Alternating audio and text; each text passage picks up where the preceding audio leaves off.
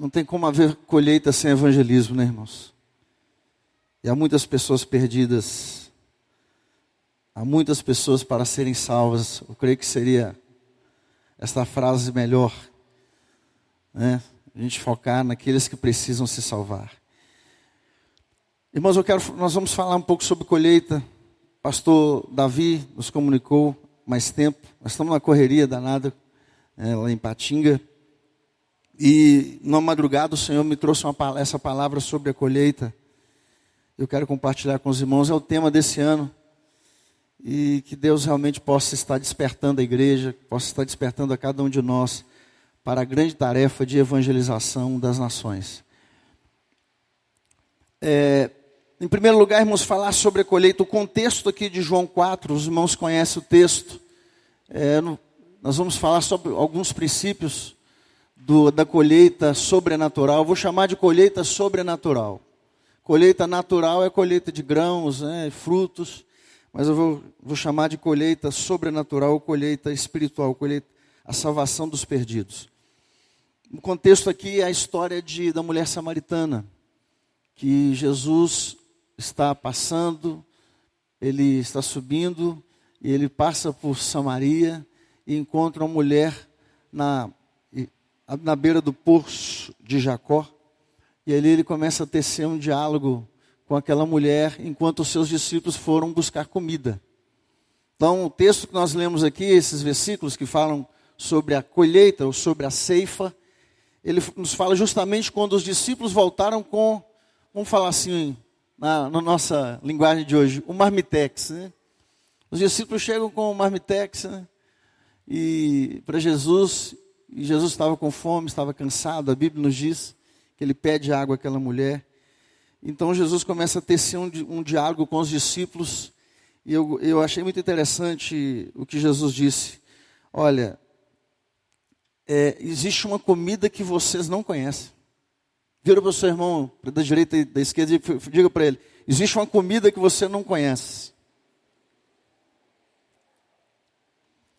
Porque, irmãos, Jesus encara aqui, ele compara a colheita, a ceifa, como uma comida, como um alimento. Ele diz, a minha comida é fazer a vontade do Pai e realizar as suas obras. Porque Jesus estava olhando numa dimensão e os discípulos estavam olhando em outra. Os discípulos estavam olhando para a terra e Jesus estava olhando para os céus. Aí ele disse, erguei os vossos olhos e vede os campos, as terras que estão brancas para a ceifa. Então, irmãos, eu estive pensando sobre a colheita e é interessante que qual é o principal objetivo da colheita, em primeiro lugar? Para quê? Qual o propósito da colheita? Para que evangelizarmos? Para que ganharmos almas para Jesus? Nesse sentido. Mas para que a colheita? Se a gente for analisar genericamente, em primeiro lugar, o objetivo da colheita é alimentar as pessoas e os animais também. Em primeiro lugar, é a alimentação. Para a nossa necessidade básica, essencial, é a alimentação. E em segundo lugar, em segundo plano, dar lucro aos investidores, às pessoas que trabalham no campo, ao agricultor. Então eu creio que os dois propósitos principais da colheita estão ligados à alimentação e ao lucro. E ao retorno de quem investe no campo. E o certo, irmãos, é que nós não podemos sobreviver sem alimentação. A necessidade essencial do homem é se alimentar. Por isso que Jesus disse, quando foi tentado por Satanás, lá em Mateus capítulo 4. Satanás virou para Jesus e disse, se tu és o Filho de Deus, transforma essa pedra em pães. Aí Jesus disse, nem só de pão viverá o homem, mas de toda palavra que procede da boca de Deus. Jesus estava dizendo que o homem não pode viver só de pão, mas ele está dizendo que de pão também o homem vive. Porque a primeira necessidade do homem é a alimentação. Então é interessante quando nós começamos a analisar a colheita, que é uma necessidade básica, é uma necessidade essencial de todo ser humano, dos animais. E o próprio governo já entendeu isso. O governo investe pesado, irmãos, na agricultura, porque ele sabe que se não houver colheita, não haverá vida. Porque a colheita, irmãos, se nós analisarmos, ela é a celebração da vida. Se não houver colheita, o alimento não vai chegar na sua mesa, na nossa mesa. Às vezes nós estamos tão acostumados, né, a nos alimentarmos no café da manhã, no almoço, no lanche da tarde, às vezes fora, no restaurante, na lanchonete, que nós nos esquecemos do processo que existe para aquele alimento chegar até a nossa despensa e chegar até a nossa mesa. Ou seja, se não houver colheita, não haverá vida. A colheita, irmãos, é a celebração da vida. E é interessante porque, em se tratando do reino de Deus no âmbito espiritual, a colheita, irmãos, de certa forma, ela conserva a vida, ela mantém a vida no sentido humano, natural, mas no sentido sobrenatural, irmãos, o que mantém o reino de Deus na terra são as colheitas. Se não houver colheita, o reino de Deus não se mantém, o reino de Deus não se sustém se não houver colheitas, ou seja, salvação dos perdidos. Então, amados, é interessante nós pensarmos na colheita como algo essencial à existência da igreja na terra. A igreja, Comunidade Batista da Paz, ela só existe porque ela está havendo colheitas. A Igreja Batista Peniel, da mesma forma, o reino de Deus só permanece, ele só se mantém na terra por causa das colheitas. É isso que o primeiro pensamento, a meditação, a reflexão nesse texto que eu cheguei foi essa: que sem colheita não há vida. E geralmente porque as igrejas às vezes enfrentam tantos problemas. Os maiores problemas, né, geralmente da igreja é quando ela deixa de colher os frutos. Porque nós sabemos que o reino de Deus, ele é crescente. Ele é comparado com uma semente, como um grão de mostarda, que é o menor das hortaliças, mas depois que ele é semeado, ele se torna grande e traz abrigo, ele traz proteção, ele traz sombra.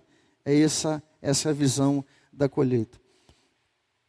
Eu já fiz algumas reflexões nesse texto, eu tenho certeza que os irmãos da mesma forma, alguns já conhecem o texto, mas eu quero entrar assim, especificamente nos princípios da colheita sobrenatural. Porque, qual é a diferença? Existem diferenças básicas entre a colheita natural e a colheita sobrenatural. E como nós estamos abordando o tema da colheita, a igreja do Senhor, ela precisa colher os seus frutos. O reino de Deus, para ele se manter, ele precisa haver colheitas. É interessante porque a igreja em células trabalha muito a questão da colheita, né, do culto da colheita, a celebração, o culto de celebração, justamente a rede, no sentido de resgatar as pessoas que estão perdidas, as pessoas que estão afastadas. Porque colher é, quando há uma colheita, quando as pessoas se rendem ao senhorio de Cristo, quando as pessoas se convertem, quando as pessoas aceitam a Jesus, aí existem as colheitas.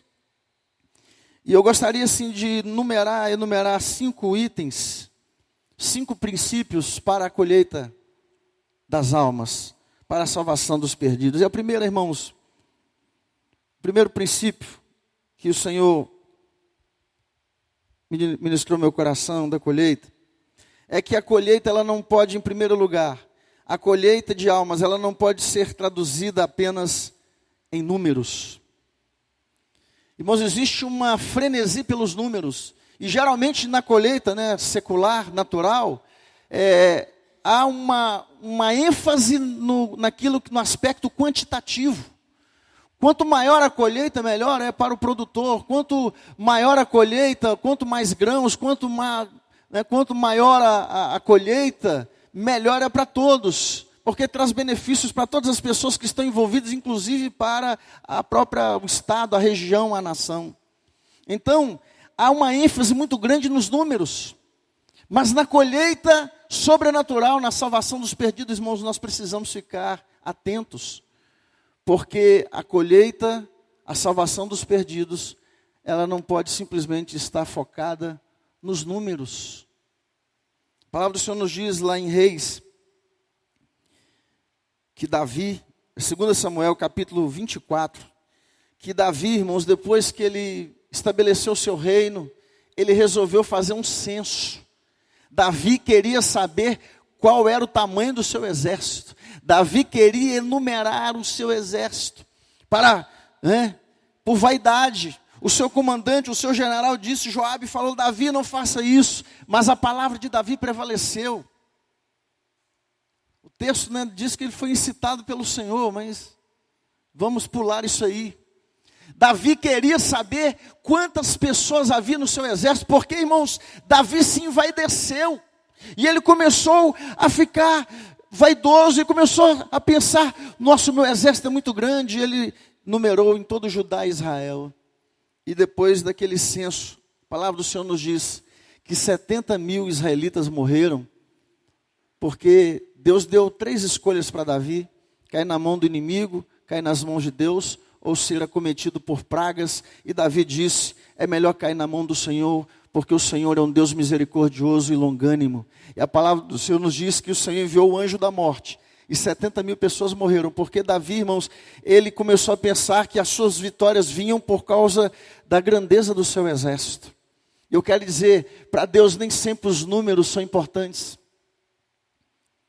Gideão tinha mais de 30.000 soldados para pelejar contra os midianitas, Juízes capítulo 6, mas o Senhor falou com Gideão, tem gente demais. É claro, irmãos, nós sabemos que a colheita, a salvação dos perdidos é muito importante. Mas, irmãos, os números, nós não podemos idolatrar os números. Nós não podemos nos envaidecer por causa dos números, porque para Deus, amados, é diferente, porque nas grandes colheitas se perdem muito. Lá em Patinga tem feira, lá na região, não sei se aqui tem Ceasa. Mas você vai geralmente nos lugares onde tem muitos frutos, muitos grãos, se perde muita coisa. Mas no reino de Deus é diferente, irmãos. Uma alma, ou seja, um fruto, tem o valor do mundo inteiro. Jesus disse que uma alma vale mais do que o mundo inteiro, porque nós não estamos trabalhando com grãos, nós não estamos trabalhando com frutos, nós estamos trabalhando com a menina dos olhos de Deus, que são os perdidos, que são os seres humanos que foram criados à imagem e semelhança do Criador. Deus, Ele olha diferente de nós. E quando, amados, pensarmos em colheita, nós não podemos idolatrar os números. Lá em João 17, Jesus, Ele faz a oração ao Pai, na sua oração, Ele fala algo interessante. Ele fala assim, daquele que Tu me destes, só todos eu conservei, a não ser um deles que se perdeu, o filho da perdição, para que se cumprisse as Escrituras. Olha, irmãos, de todos aqueles que o Senhor entregou a Cristo, de todas aquelas almas, daquelas vidas que o Senhor entregou a Cristo, só um se perdeu, Judas Iscariotes. Mas se perdeu, irmãos, para que se cumprisse as Escrituras. Então a gente percebe como que Deus valoriza uma alma. E, irmãos, uma pessoa é muito importante no processo da colheita. Porque a palavra do Senhor nos diz, era necessário passar por Samaria, porque Jesus estava vislumbrando uma grande colheita. A salvação de muitas pessoas, e muitos se converteram ao Senhor naquela cidade samaritana chamada Sicar. Porque Jesus estava vendo os campos preparados, as almas sedentas e preparadas simplesmente para serem colhidas. E Ele, nesse processo de colheita, irmãos, Ele usou uma mulher. A mulher samaritana, a mulher pecadora, prostituta, que havia passado por 5 casamentos e agora estava vivendo com um amante. Jesus, através daquela vida, ele consegue realizar uma grande colheita. Por isso nós não podemos desprezar ninguém. Cada pessoa é importante nesse processo chamado colheita. Lá fora não. Você vê o que se perde, irmãos, no Brasil. Meu Deus do céu, para quem está acostumado aqui, nós temos aqui, eu tenho certeza, algumas pessoas da área, né? Trabalham com engenheiros agrônomos aqui na igreja, né? Pessoas que trabalham nessa área. O Daniel, pai dele, seu pai também, né? Seu pai também? Florestal. Trabalha com frutos, com a vegetação. Então, amados, em primeiro lugar, nós precisamos entender que cada vida é preciosa aos olhos do Senhor. Isso é importante. Não podemos idolatrar os números. Em segundo lugar, irmãos, o Senhor falou muito ao meu coração sobre a colheita. Que a motivação da colheita de almas, da colheita sobrenatural, não pode ser o lucro ou os interesses pessoais.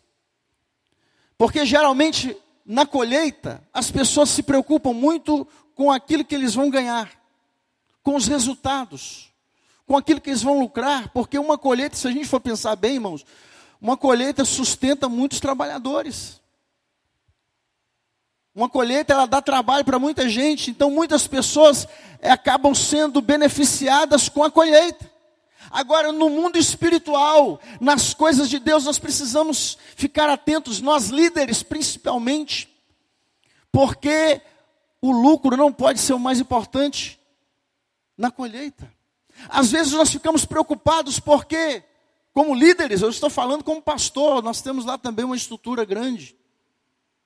E às vezes a gente fica preocupado o seguinte: como que eu vou manter essa estrutura? Como que eu vou manter essa estrutura? Quanto maior a estrutura, mais recursos ela precisa. Então, amados, nós precisamos ficar atentos para que a nossa motivação na colheita não seja o retorno financeiro. Olha, nós temos que encher isso aqui de membros, de discípulos, porque para a gente manter a estrutura. É uma luta que a gente tem como líder. Eu estou falando que eu tenho também. Às vezes a gente pensa, a gente vê aquela estrutura e fala assim: meu Deus, eu falo na igreja, irmãos, nós precisamos ganhar almas, precisamos encher os bancos que estão vazios na igreja. Mas a grande questão é qual tem sido a nossa motivação, irmãos. A nossa motivação para a colheita, em ganharmos almas, precisa ser o amor. Porque no reino de Deus, na colheita, o mais importante é dar e não receber. E às vezes no reino de Deus, os pastores, os líderes de células, os irmãos que trabalham diretamente aqui na evangelização da igreja, lá da PNL também sabem disso. Às vezes, irmãos, você fica investindo a vida inteira numa pessoa e a pessoa não te dá um feedback. Porque a nossa motivação para a salvação dos perdidos não pode ser o retorno financeiro. Pedro diz na sua carta que nos últimos dias apareceriam muitos falsos mestres, falsos doutores que fariam comércio de vós. E o que a gente percebe, irmãos, hoje quando eu ligo a televisão, eu vejo os programas evangélicos, eu fico assustado com a mercantilização do evangelho. As pessoas estão vendo as almas, infelizmente, os irmãos me perdoem a expressão, como cabeça de gado. Lucro, multidão, riquezas, fama, dinheiro, mas essa não é a motivação para a colheita sobrenatural, para a salvação dos perdidos. Porque aquele que colhe, ele precisa ser motivado pelo amor. É muito difícil, em algumas situações, eu já falei com Deus: Senhor, eu não quero riqueza. Eu quero a tua graça, a tua unção na minha vida. Quero que o Senhor use a minha vida. Porque não é fácil, irmãos. Tem muitas pessoas que começam a trilhar o ministério bem, começam bem, mas durante o caminho seguem após o caminho de Balaão. Acabam se vendendo, comercializando os seus dons, vendendo os seus dons, como a gente tem visto aí pela mídia. terrível. Então, amados, o segundo princípio da colheita de almas, a colheita sobrenatural, é que o nosso foco não deve estar no retorno financeiro. E quando a gente fala de retorno financeiro, eu sempre lembro de Jesus chegando em Jerusalém. Mateus capítulo, parece que é 21, quando Jesus entra em Jerusalém, é o capítulo 21 mesmo. E Jesus vê uma comercialização, um comércio na porta da igreja tão grande, que às vezes é difícil até a gente imaginar a cena.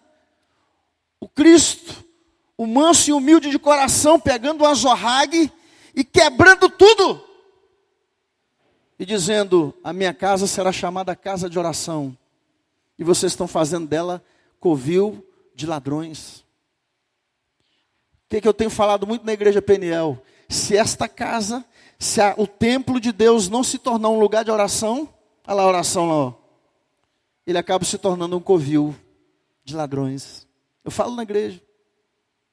Então nós temos que sempre estar sondando o nosso coração como líderes, como pessoas que o Senhor levanta para a realização da sua obra, para que a nossa motivação, em relação à colheita seja o amor, seja a nossa doação. Porque, irmãos, não adianta estarmos preparados para a colheita se não estivermos preparados para o trabalho, para discipular, para cuidar, para acompanhar as pessoas. É um trabalho árduo, é um trabalho difícil. E a tendência nossa é o quê? Você começa a trabalhar com a pessoa, né, parece que a pessoa está bem, de repente ela comete um deslize. Tem muita gente que desanima. Fala, eu ficar mexendo com fulano, ele não quer nada com Deus. Eu já tentei, mas não adianta. Aí a gente vai e desiste. Nós desistimos dos frutos. Nós desistimos das pessoas que Deus coloca na nossa vida, como o Senhor entregou os discípulos a Jesus. E às vezes nós desistimos, porque dá muito trabalho, irmãos. Eu nunca participei de uma colheita, que eu nunca vivi assim no interior, mas pelas imagens e pelo que eu sei, dá muito trabalho. As pessoas trabalham muito na lavoura. As pessoas trabalham pesado. É um trabalho árduo. Agora, irmãos, eu quero dizer, o trabalho na colheita de Deus, o trabalho é 10 vezes mais pesado. Sabe por quê? O pé de milho, na hora que você arranca o milho, ele não vai te brigar com você, ele não vai te xingar, ele não vai ficar lá, não, daqui eu não saio, daqui você não tira. Entende? O fruto, ele não vai ser rebelde, ele não vai te responder, ele não vai te resistir. Mas trabalhar com a colheita, irmão, sobrenatural, é trabalhar com pessoas, é trabalhar com o ser humano, é trabalhar com diversidade. E isso nós precisamos muito da graça de Deus e do amor de Deus, porque se nós não formos movidos pelo amor, não haverá uma colheita satisfatória. Em terceiro lugar, vamos adiantar aqui, a hora está passando, já são quase 11 horas. É interessante porque a colheita, ela traz alegria para todos. Eu fiquei meditando sobre a colheita. Jesus está dizendo aqui que tanto aquele que semeia quanto aquele que ceifa, eles se alegram. É interessante, irmãos, porque na colheita espiritual, a colheita espiritual, ela move os céus e a terra. Em Lucas 15, quando Jesus fala da parábola da ovelha perdida, ele diz que há mais alegria no céu por um pecador que se arrepende do que para 99 justos que não precisam de arrependimento. Ou seja, quando uma alma se rende ao senhorio de Cristo, quando alguém aceita Jesus, irmãos, há festa no céu. E também, se não há, deve haver festa na terra. Porque colheita é celebração da vida. Por que a igreja geralmente em células ela celebra tanto? Porque há muitas colheitas. Há muito trabalho. Eu já conversei com alguns pastores amigos, eles não querem transicionar a igreja em célula, porque eles falam assim, dá muito trabalho. Já conversei com alguns pastores, colegas, eles falam assim, não, eu não quero trabalhar com célula, não, é muito dificultoso, é muito trabalhoso, eu vou continuar aqui, na minha, porque o trabalho em células, ele envolve toda a igreja, na colheita. Irmãos, e é assim que deve ser feito. Porque Jesus disse, um é aquele que semeia, o outro é aquele que ceifa. E ele diz ainda em Mateus, que a seara é muito grande, poucos são os ceifeiros. Existem muitas pessoas que semeiam, mas existem poucas pessoas que ceifam. Amados, e nós precisamos estar atentos a essa realidade. Quando há colheita, há alegria. Por isso, geralmente quando a igreja, irmãos, ela está um pouco abatida, quando a igreja está triste, quando a igreja está angustiada, você pode olhar para você ver o que está acontecendo com ela. Não está vendo salvação dos perdidos. A igreja onde não há salvação, onde não há conversão, ela se abate, ela se entristece, porque a colheita é a celebração da vida, irmãos. Todas as festas judaicas, a Páscoa, Pentecostes, tabernáculos, festa das primícias, eram festas da colheita, festas do Senhor, celebração da vida. Os hebreus, os filhos de Israel se alegravam pela colheita. Eles festejavam, eles dançavam, eles adoravam a Deus, eles traziam as suas ofertas, as suas primícias, os seus dízimos, e se alegravam na presença de Deus, porque, irmãos, a colheita é a celebração da vida. E uma igreja não pode viver sem colheita. Eu lembro que teve uma época que a Peniel, na Igreja Batista Peniel de Patinga, durante 3 anos, teve um período, já deve ter mais de 10 anos isso, mas teve um período, eu estive aqui pregando aqui nessa época, e eu falei no púlpito aqui, não sei, acho que foi aqui mesmo. Durante 3 anos, irmãos, eu não realizei nenhum batismo na igreja. Foi a fase mais difícil do meu ministério até hoje. Porque um dos sinais de que a igreja está viva é quando há batismo nas águas. Uma igreja que não batiza é porque ou ela está dormindo ou ela já está morta. E a gente precisa ficar atento para essas coisas. Irmãos, eu chorava, eu estava querendo entregar o ministério, eu estava querendo passar o bastão, não estava aguentando mais chutar o balde. Eu falei, meu Deus, eu não aguento isso mais não. 3 anos sem um batismo. Aí o pastor Geis estava até falando comigo, né?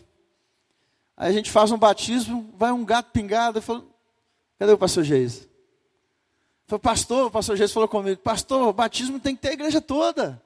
E tem que ter mesmo, irmãos. Nós temos que valorizar isso, porque até os anjos de Deus se alegram, e às vezes nós não nos alegramos. Às vezes há festa nos céus, mas não há festa na igreja.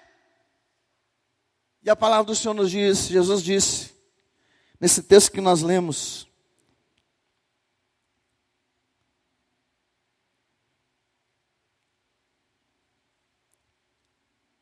ele diz assim, versículo 36, assim o que semeia como o que ceifa, ambos se regozijem. O que ceifa recebe galardão e ajunta fruto para a vida eterna, para que assim o que semeia como o que ceifa, ambos se regozijem. Tremendo, irmãos. A igreja precisa trabalhar, ganhar almas, gerar frutos. Essa é a palavra de Deus. Os discípulos ainda não conheciam aquela comida. E muitos irmãos, muitos de nós ainda não sabemos o que é ganhar uma alma para Jesus. Ainda não conhecemos essa comida. Tem pessoas que têm 5, 10, 15, 20 anos de evangélico, nunca ganhou uma alma para Jesus. Ele não conhece essa comida. Essa comida que Jesus falou, eu tenho uma comida que vocês não conhecem. É fazer a vontade de Deus e realizar suas obras. E fazer a vontade de Deus e realizar suas obras é participar da colheita.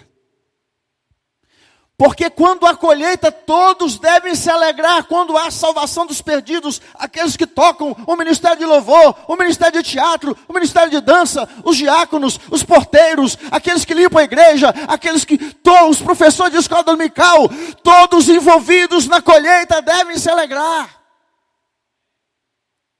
E às vezes as almas se convertem, a gente não consegue esboçar um sorriso. Não conseguimos festejar, celebrar a salvação do perdido, porque, irmãos, não estamos entendendo. Não conhecemos essa comida ainda. Você precisa provar dessa comida. Fala com o seu irmão da direita e da esquerda. Você tem provado essa comida, irmão. Você tem que provar dessa comida, ganhar alma para Jesus. A festa da colheita. A alegria do Senhor é a nossa força. E em quarto lugar, irmãos, eu achei interessante essa aplicação de Jesus. A colheita sobrenatural, a colheita dos perdidos, a salvação dos perdidos, ela não tem um tempo determinado. Se você vai plantar, dependendo da cultura, se você vai plantar o milho, tem o tempo de você plantar e o tempo de você colher, não é isso? O próprio livro de Eclesiastes, capítulo 3, fala, tem tempo de plantar e tempo de colher. Se você vai plantar o feijão, tem o tempo de plantar, o tempo de colher. O arroz, eu acho que não, né? Porque o arroz geralmente é em planície, em lugar que tem muita água, né? De acordo com a cultura, não é isso, varão? Tem o momento certo, tem a estação própria. Se você planta frutas, né? Laranja, limão, manga. Tem uma mangueira lá perto de casa, lá um terreno da prefeitura, que eles plantaram muitas mangueiras. Geralmente, quando vai chegando no final do ano, aquilo é invadido pelas pessoas porque é tempo de manga. Agora, amados, a colheita de almas, Jesus está dizendo que não existe um tempo determinado. O tempo é agora, o tempo é hoje. Jesus voltou para os discípulos e disse, vocês estão dizendo que faltam 4 meses para a ceifa. Eu, porém, vos digo, erguei os vossos olhos e vede os campos que estão brancos para a ceifa. Irmãos, há muitas pessoas aqui, em Viçosa, que só está faltando alguém chegar. Já viu quando você chega num pomar, numa árvore frutífera, e aquela fruta está assim, madurinha, assim, baixinha, você só chega e, dá aquele puxãozinho, já está no jeito.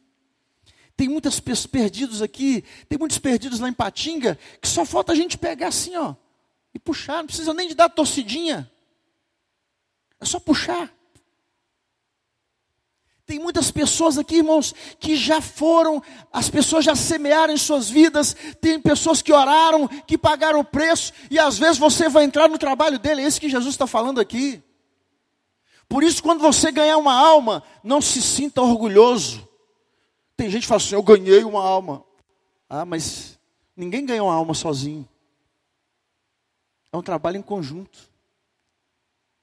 Alguém orou, alguém evangelizou, alguém falou do amor de Deus, alguém recebeu a porta na cara, alguém foi xingado por falar do amor de Deus. Aí de repente você só chega e pega o fruto e fica lá se vangloriando. Eu ganhei 10 almas, eu ganhei 20 almas. Não, você está entrando no trabalho do outro, só está pegando. Porque o que Jesus está dizendo é que tem muitas pessoas que já estão preparadas para serem salvas. Os corações já estão preparados, a terra já está preparada, é só você chegar e pegar o fruto. Então, amados, não existe um tempo determinado. O tempo da colheita se chama hoje. Mas, irmãos, nós perdemos muitas oportunidades. Não é assim? Perdemos muitas oportunidades.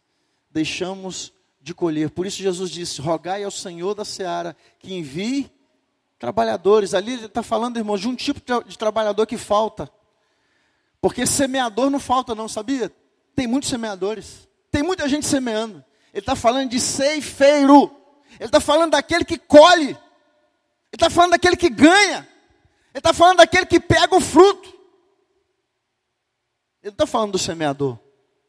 E aí ainda ele chega a reforçar dizendo que aquele que ceifa, ele recebe galardão, recompensas. Isso é tremendo. É claro que o que semeia também recebe. Mas nós precisamos entender, irmãos, que não existe um tempo determinado. Olha, nós vamos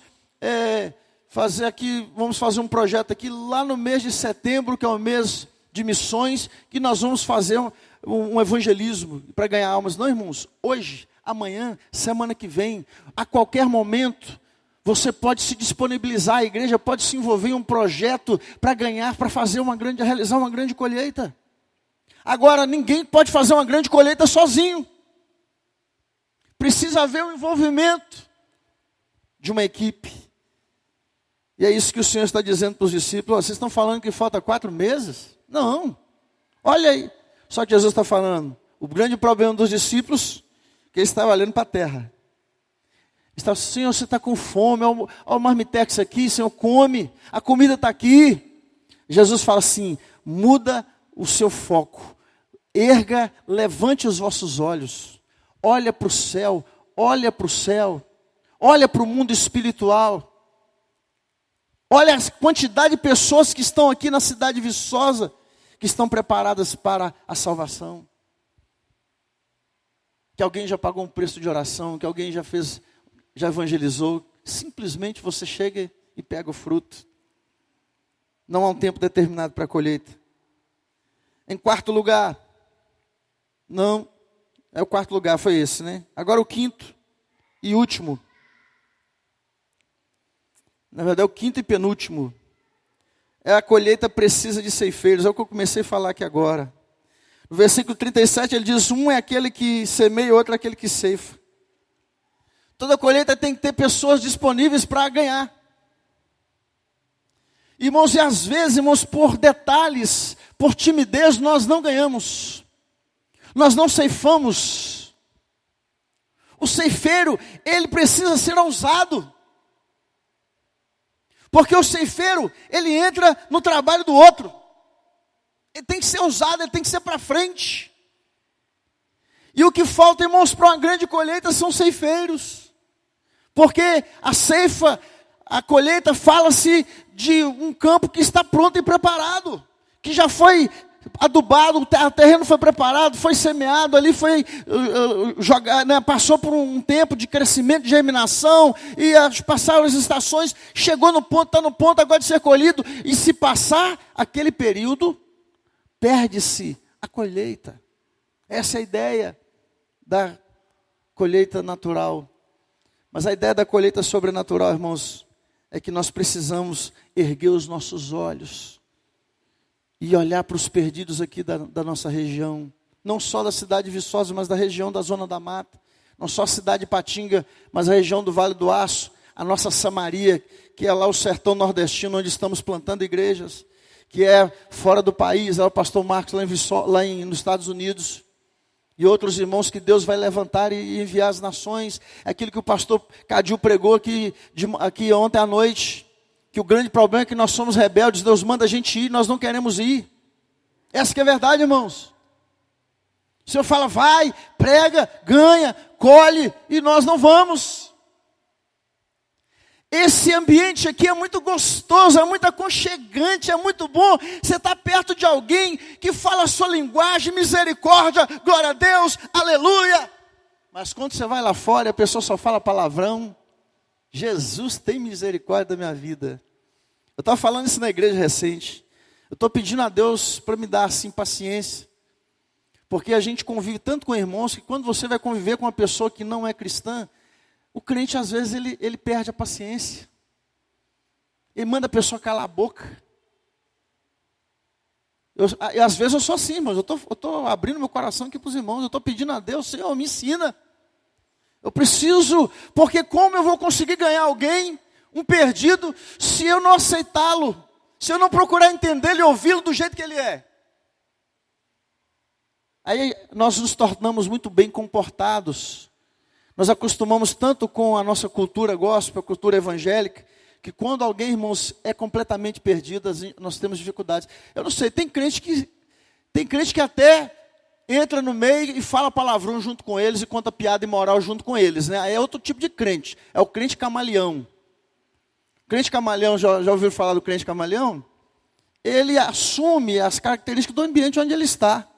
O camaleão é assim, se você coloca um camaleão num lugar escuro, ele vai escurecer. Se você coloca na vegetação, ele vai ficar verdinho, porque é o sistema de proteção do camaleão. E tem crente que é assim, ele se adapta ao meio.